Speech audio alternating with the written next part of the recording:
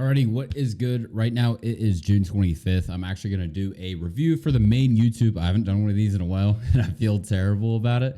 But I finally got some time today to actually do kind of like a walkthrough of what I thought or what I think is the most high or the highest probable kind of setups throughout the day, kind of with the stuff that I talk about quite a lot on my YouTube. So immediately getting into the day, right?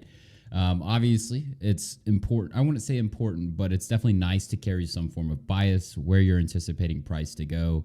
It just gives you that extra confirmation and that extra little bit of edge in regards to things. Obviously, there can be a lot of little nuances in finding a bias, and obviously, you can be wrong quite a few, and it could completely skew X results on X day, right? But I feel like today was a relatively easy day to spot a bias in regards to just overall session profile. What we saw, though, right, was we saw this really, really nice 72-minute fail to close, right? And automatically, once we see a 72-minute fail to close, usually when they happen kind of around this time, especially kind of overnight in London session, and we get some sort of distribution back up into the range, right, we can expect some sort of New York AM continuation. That's just basic session profile.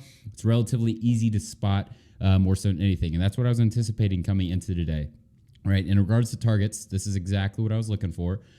There was a previous True Day Open. Actually, let me touch on this first. We actually have these stacked highs. These are always going to be, and I always talk about these, right, is stacked highs like this will always be a draw for price, right? Obviously, once the proper structure has allotted to trade to those is when those will be high probable points for price to reach to, right? So that's kind of the low-hanging fruit target for the day, right? And if we zoom out a little bit, something I feel like I've talked a lot about on my YouTube channel is these hidden S&Ds, right? These really big, obvious wicks, right? They're always going to be a beautiful, beautiful draw for price. And the accuracy of them is completely undeniable, right? So if I delete this right here, right? In terms of that, right? We've identified a low-hanging fruit target. So what are we now looking for beyond that, right? A main objective. Where should price ultimately go to beyond a low-hanging fruit target, right? Really big, obvious wick. What do we measure it with? Or where do we measure? 50% of it, right? And if we draw that out, right, we can anticipate price to eventually want to gravitate towards that if we begin to spool like we did, as we were expecting a New York AM continuation.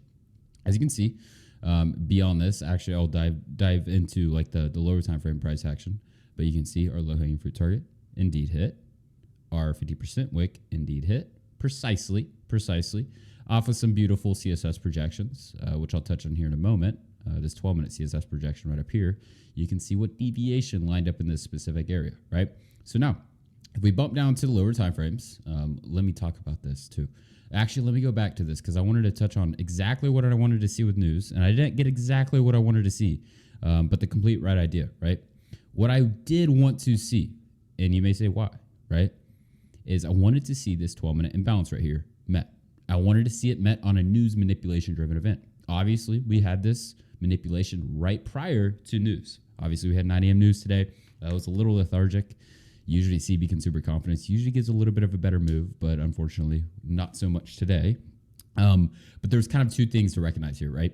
We had that manipulation before news, right? We had that fail to close before news. When you get when the manipulation is prior to the news event, you can expect whatever price move from that news driver is going to be a distribution event beyond anything, right?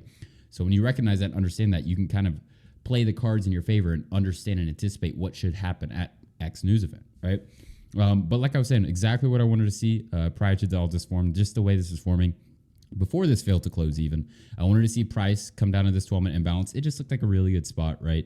We had a really good 72-minute CSS candle there. The body was resting right above it. We had True Day Open, which is just midnight. That's definitely a good thing to use, in my opinion, in regards to kind of bias, because you can kind of almost completely frame a narrative.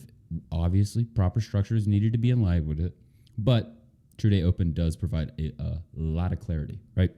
So now, getting into the lower time frame chart, if we look at this from this perspective, obviously, always, I will wait till news posts before I engage with anything. To me, that's just going to be the time I want to trade. I really don't want to be trading prior to news. It's just not something I've never been a fan of, right? So obviously, you can see 9 a.m. news does kickstart this little spool up, right? And obviously within here, if you're good at range trading, by all means, and I'll be completely dead honest, range trading is not one of my strong suits. The strong suit I have with it is I can identify the range and be able to sit on my hands and wait for some proper clean structure to form, right? So obviously, if you're playing ranges, you could be playing these CSSs just for quick scalps more so than anything. So if we really wanted to touch on these CSSs right here, we have one right here. You should be familiar with it because I touch a lot on these on my YouTube videos, right? But the best way to play these in ranging conditions, in my personal opinion, is as such, right?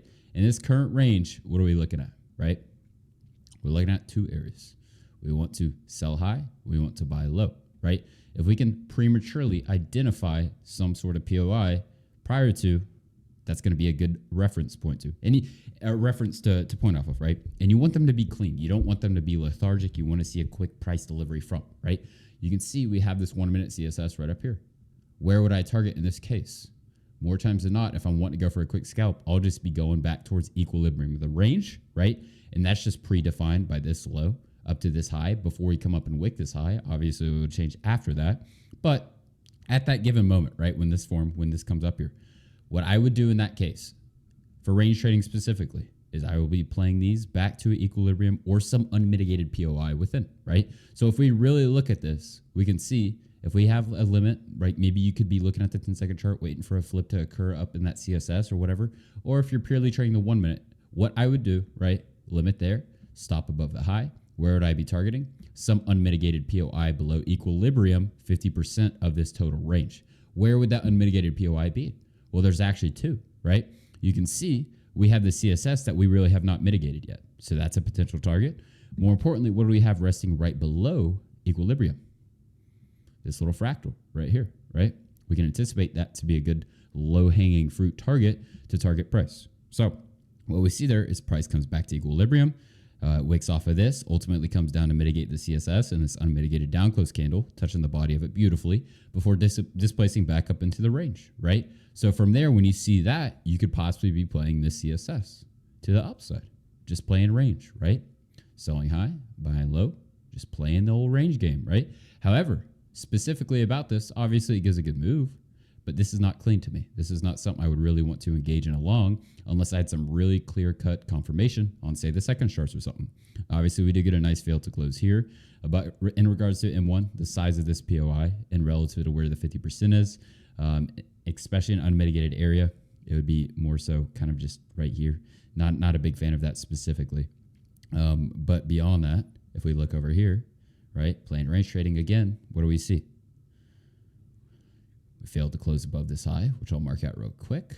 We see a beautiful, beautiful CSS right here. Let me mark this out.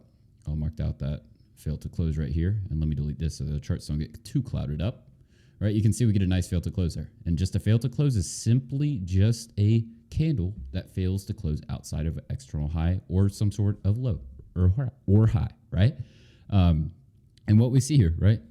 Body closes back within the range, a confirmed fail to close. What do we see immediately? A return back into the range, just plain range trading, right? We see this comes back to equilibrium right here, ultimately displacing back up in here. When I see this, right, when this touches 50% right here and displaces back up, I'm automatically completely, if I was trading this range, I would completely disregard a limit. I would be waiting for more confirmation, i.e. a fail to close.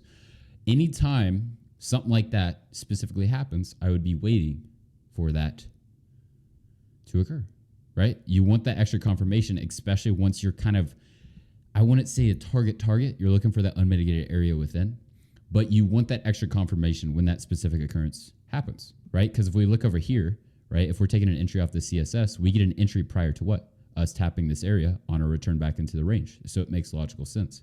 So what do we get here? Beautiful fail to close, right? We come up, we make this high. I'm willing to bet there's some uber clean 10-second CSS on there. And I do want to go check that because that's going to be really clean. Oh yeah. Right here.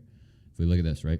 If we just bump down to the 10-second chart real quick, what do we see? Right? We come up, we liquidate this high. We even get a fail to close on the 10-second chart.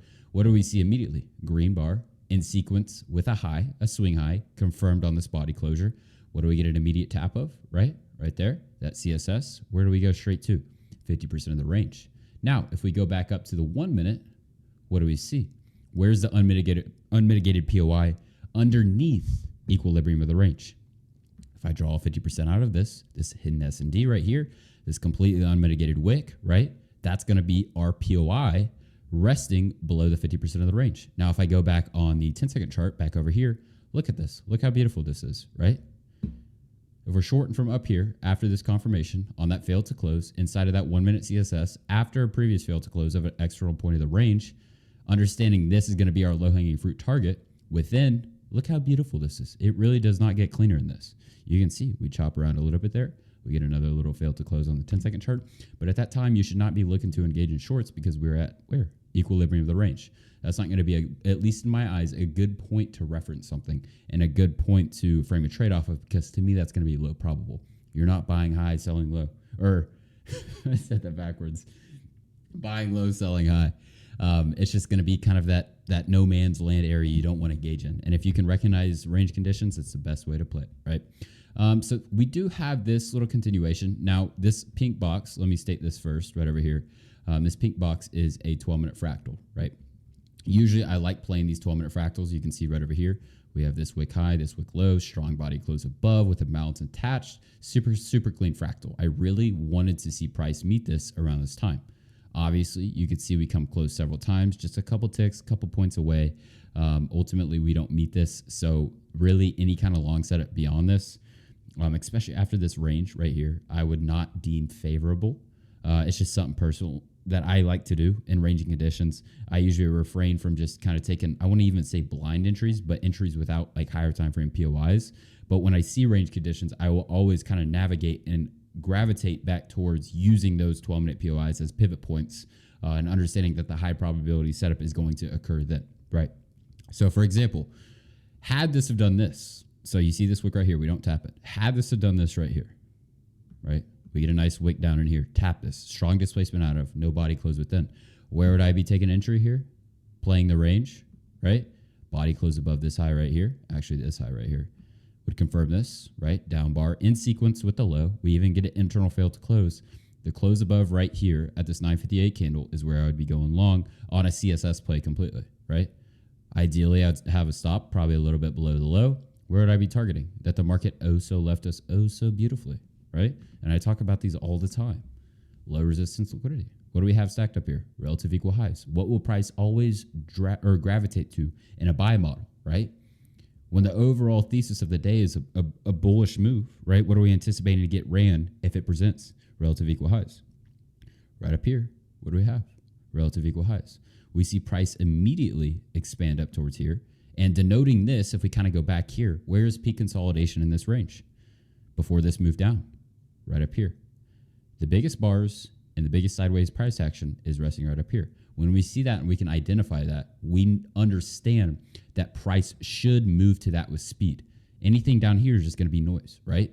Here again, you're playing the range, right? You're buying low. Where are you selling? Selling high, right up to these relative equal highs. This could be a low-hanging fruit point right here, right? This internal high right here, this high right here, and ultimately a low time frame terminus up to there. Now, this setup, I would not be the biggest fan of it, right? For two specific reasons, right? Here, obviously, we are still somewhat in a range. We can't determine we are breaking out of a range until we get a full body closure in some form of displacement above, right? And what we see happen right here is a weak close above, a very, very weak close above. And actually, on the NQ chart, this actually didn't close above. I'm on the MNQ chart because I have a bunch of drawings over there for the VIP group that I need to keep on there. But on NQ, this actually did not close above. Now, automatically when I see that, I'm like, okay, range condition or ranging still within, right? I can anticipate some kind of move back into the range, right? But I do want to kind of talk about this because usually these get a deeper mitigation. I wouldn't deem this as a lack of consolidation on this side, just because we see some sideways consolidation, expansion down. This would be more so a lack of consolidation. Now, when I see that in a fail to close, right, a weak close, I would more so be expecting some form of deeper mitigation down to this point down here, right? At least below the 50%, maybe coming back to this wickless candle right here. With just this kind of balanced price range and maybe get a shallow mitigation within. But ultimately, price doesn't do that, right? But besides the point, right, in regards to a CSS, and I'm sure some people probably took this, the CSS right here, had this have been a clean body closure, right? Had this have been a really strong body closure, this would be a really good point to frame a trade off of. Why? Because this is the last down bar before that break higher, right? And those are always going to be high probable points to frame a trade off of. Now, if we get over here, as we're continuing, right, we go up to that low hanging fruit point target. Don't really show too much displacement off of. We kind of gravitate back into the range. We rebalance this imbalance right here, tap to 50%, almost creep down to this wickless candle down here. But ultimately, what do we see happen here, right? Still with the bullish thesis, right? Until what's met? That 50% of that wick, our quote unquote terminus of the day, which also lined up with a previous true day open. Just a little thing I figured I'd drop in here. But what we see happen, right? We see an impulsive move down, right? Lack of consolidation after taking this high. What do we automatically get? A return back into the range. We understand on a lower time frame, this is going to be an accumulation driven event right here. What is this right here? A manipulation, aka a deviation away from the range, right? And when we see this specific and speed back into the range, we can anticipate this to be a manipulation driven event, and this should be a low that will not be swept, right? And what we see form after, right? Balance, strong move down, immediate move back up. We should be expecting some sort of shallow mitigation. Obviously, this is a relatively tighter range, and really the only prominent POI would be this IFEG right here, or maybe this fractal right here, just because they are congruenced, right? They are in alignment with each other. And if we really draw this out and look at it, you can see how beautiful this supports price right over here. Tap it multiple times, and ultimately displace off of it. Now, you would be saying, well, where is the high probable entry, right? And I want to touch on this because this is a little bit more advanced market structure, right? Short-term low, short-term low, short-term low. Once this is confirmed, what is this? Intermediate term low, right? We're not expecting this to be taken. And what we see price do beyond this, what do we see? A nice CSS form with displacement. How can we classify that displacement? Imbalance attached, right? We see this imbalance attached to this. We can automatically deem this as a relatively high probable CSS candle if it is in alignment with structure. What did the market leave us here, right? Relative equal highs. In a bullish thesis, what is price always going to do? Run relative equal highs, right? When they form. So in regards to this, that would have been a relatively decent area to engage. There was kind of a lot going on there, but definitely a way to sift through it. And obviously you can see ultimately, if you're wanting to hold runners, you could be holding up to maybe this -2 deviation off of the 12-minute CSS candle, or you could be holding a possible runner up to that 50% of that wick. And look how precise this is. Just look how precise this is. One tick, not even a tick, to the tick, right? Off of a 72-minute POI, right? Okay. So beyond this, right? If we're really looking at this, I would deem this kind of area as picking the top, if I'm being completely honest. You can see we do hit this POI, right? This soon of an entry to go short, in my opinion, is kind of, I would say ballsy, but not super high probable. In most cases, you can run in a scenario where you'll get a double purge, right? Price will revert back up here, get a double purge. There will be some form of SMT maybe resting there against some correlating indice. Ultimately, what I would and how I would frame a trade off of this, trading CSS, right? CSS with maybe failed to closes, et cetera, is I would be waiting for some internal low to be taken or broken, right? You can see we have this low right here. What does it get? Violated. We get a body close below it. We get a shallow tap back into the range, right? We get a nice failed to close resting right here. Actually double purge right there, stacked highs. We rebalance this lower time frame. I know this would be a clean fractal on a lower time frame, just the way it sets up. But we rebalance that area, right? Failed to close. What do we see? Strong displacement with what attached? CSS, right? Displacement, CSS attached, high probability CSS. What are we expecting price to pivot from? That, right? We can see price reaches back up here. Now, if this was too big of a stop for you, I mean, this is about 15 points. So it's, at least for me, that's pushing it. Not usually wanting to risk that much. You could tidy this down even more. Ask yourself, where's the unmitigated point within this 1 minute CSS? What do we have resting right here? Right? 1 minute fractal. The only unmitigated point, prominent unmitigated point within. if we look at this from this viewpoint, right, we've identified the POI we want to be met for an entry. Now, can we tailor it down and get a more prominent entry? Yes. Look how precise this is to the 50%. What do we pivot from? That exactly. Now, as we are starting to displace down, obviously you can see if we kind of look over here, and what I talk about a lot, lack of consolidation, what should happen? Price should run back into that range with relative speed. What do we see here? Lack of consolidation.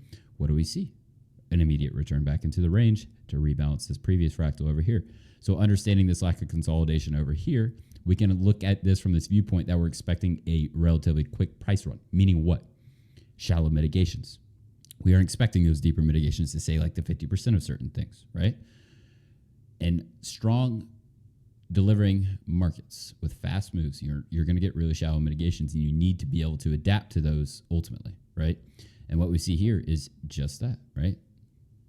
Very, very shallow mitigations, some form of consolidation. And in most cases, the best entry model for those kind of days, right, will be CSSs. Right here, beautiful CSS, clean CSS, strong displacement. No imbalance attached, but strong body closure can confirm this, right? What we see price do, price comes up, taps it to the tick. What do we displace off of from, right? That. What do we get now? Let me color code this because it's going to drive me crazy. Right here, what do we get? Oh, so beautifully. A layered CSS. Oh, what is a layered CSS? A high probability CSS with an imbalance attached to it, actually a double imbalance. Now, if we wanted to tailor down an entry here, similar to what we did just a moment ago, where could that be? What do we have resting right here? Beautiful, beautiful fractal. Beautiful fractal. Now, that completely just took off about, and this isn't much at all, but 2.5 off your entry. So that's 2.5 less points of drawdown you could possibly wither. And what do we see again right here, right? We ultimately know price is wanting to come rebalance this area. How do we know this area specifically? If we kind of go back over here, what do we see price do? Price fails to mitigate this to refer back to these in the ladder, right? These are, I would consider these equal lows. I mean, we have some dead equal lows resting right here. Those will always be a draw for price, especially when they fail to mitigate an area, or fail to even tap it, right? So with that tailored down area, right, we have that layered CSS. You could possibly frame a short off of that. What we see right here, right? Lack of consolidation on this move up. If you go on a 10-second chart, this is going to be really, really obvious of a lack of consolidation. And ultimately, where does price expand to? That unmitigated fractal. This right here at the top would be the high probability point to frame a trade off of, right? Now, if we kind of go back and kind of look after this fractal is tapped, what do we see, right? We see price get a deep mitigation, right? Not even a deep mitigation. We just come and mitigate to 50%. Really, really clean, right? What do we see? An immediate return back into the range. What do we see prior to this, right? Sideways accumulation, strong manipulation, right? An immediate return back into the range. We can automatically begin to possibly look for some setups. And I'll say this too. Usually in these kind of setups, in these kind of scenarios, when you get these immediate returns like this, and we don't get a mitigation back to this point, right? I will automatically be thinking fail to close, fail to close, fail to close. That's going to be the highest probable, in my opinion, entry function for this specific scenario, right? We're not expecting a deeper mitigation in this because it's a balanced price range. Usually balanced price ranges always give a shallow mitigation, and understanding that will help you with this. And when we see that, right, we see just kind of a slow grind up here. Lethargic, lethargic, lethargic. What do we see happen right here, right? Price reverts where? What is it doing right here? Engineering some lows, right? We come back, we get a really nice fail to close right here, tapping into what? A previous CSS. Now, if we draw this box back over, let me fix this real quick, right there, that CSS. If we draw this back over, what do we have here? A layered CSS, a high probable CSS, right? Okay, we have this fail to close. We have a layered CSS in congruence within, right? This would be a high probability entry point. Where? What do we have resting right up here? Where's the obvious point? And I know this is going to sound stupid, but this holds truth, right? I wouldn't even say it will sound stupid because you're going to see this happen. If you go look at this on your charts, you're going to see this happen all the time, all the time. This specific scenario, where did I put my stop? Below this layered CSS low. Where would I be targeting? And I hope you're looking at that white line because I don't think I've actually talked about this on my YouTube, my public YouTube. What do we see price do, right? What is this? An obvious hidden S&D, right? An unmitigated, obvious, ominous wick. What does price do at that wick when it meets this over here. We get a shallow mitigation of, right? Let me draw a line over here. Shallow mitigation of, right? We see price. When we see this specific function occur, what are we expecting price to do once proper structure has formed to trade back to it? This is the point it's going to gravitate to. This is the point. This would be that low-hanging fruit point. This is that high probable point that you can have conviction that price is going to draw to this point, right? And ultimately, after that, layered CSS, failed to close entry. What does price run to with relative speed? That high, right? And you can see once we close above that, you can see price consolidates around that area. And where does the next price run go to?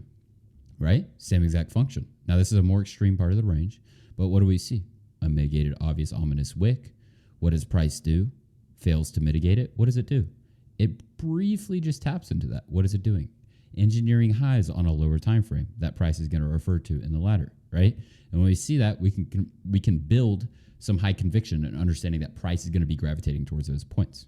So that's that setup. That's another really good long, in my opinion. I'm sure some people caught that. But if we kind of go zoom back over here into this range, I want to talk about this because this happens quite often, right? This setup right here, this right down here is a 12-minute fractal. I'll go over on the 12-minute chart just to show it to you. Beautiful, beautiful 12-minute fractal, all still resting within this inverse fractal, the larger one. If we bump down to the 12-minute, right, what do we see? We see an immediate price run down to it. What do we see back? An immediate return back into the range. Now, on this level, what do we see forming here, right? I want to talk about this too. On a micro time frame, right, we can, even on the 1 minute, this is a clear, obvious accumulation, right? We're trading sideways, just bars, bars, bars, bars, fail to closes on each side, right? We can understand something, and I want to talk about something here too. Usually, manipulation is going to be a two-sided event, right? Most cases, what you'll see, and this is an easy way to confirm manipulation, right?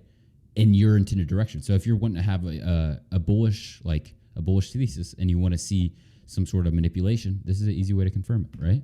What do we see? An attempt to break out of that range right here, right? This is trapping breakout trader, right?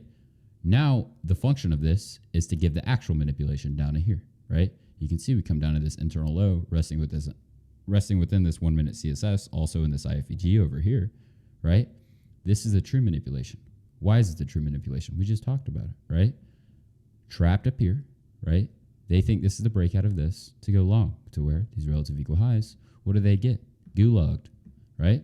They come down, take them out. They probably have their stops below this internal low, right? We get the true manipulation, right? And what do we get oh so beautifully after this, right? What do we get? Layered CSS. Just chilling right here, right? If I draw this over, you can see price gets a body close above it. Off of this CSS to this CSS, layered CSS is a what? A high probable CSS, a high probability POI. After we've identified that proper manipulation-driven event, where can we expect price to run, right? If we really zoom out, what do we see over here? This high, this high. What is this wick? Mitigated. Where are we expecting price now to run? That high. Why? That extreme point of mitigation has already been done, right? Once we start gravitating up here, there is no reason this should not run this high, right? So ultimately, right there, target would be possibly this internal high, takes them off, this internal high, takes them off, this internal high, takes them off, with the ultimate terminus being up towards that high, right up there. So I think that's about it I wanted to cover today. I feel like this is a good review and probably helps. And I'm sorry about being behind on these market reviews, truly. If I had more time on my hands, I would be doing them all day, every day. But obviously, attention, got to deal with other stuff. And I think I'm just glad to be able to get this video out today because today's PO is actually super, super clean. So obviously, as normal, if y'all have any questions, anything, whatever, just feel free to drop a comment at me on Twitter and just feel free to do whatever. I appreciate y'all, and I'll see you on the next one. Peace.